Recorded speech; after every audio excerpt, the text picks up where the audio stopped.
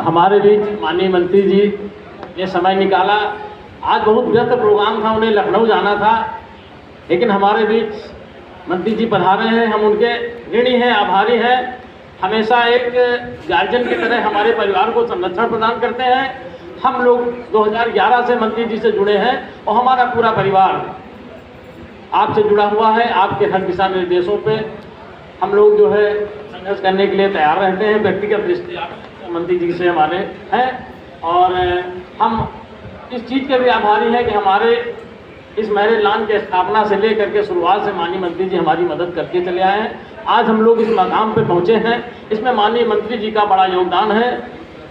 बहुत से योगदान ऐसे हैं जो हम लोग एक्सप्लेन नहीं कर सकते हैं। माननीय मंत्री जी ने शुरुआत से, हम जब से राजनीति में हमने कदम रखा है, हम सभासद रहे हैं, यूथ कांग्रेस अध्यक्ष रहे हैं, 15 साल मेंबर रहे हैं, उसके बाद सही प्लेटफॉर्म अगर हमें किसी ने दिया है, सही रास्ता अगर किसी ने दिखाया है तो माननीय मंत्री दिनेश भैया ने दिखाया।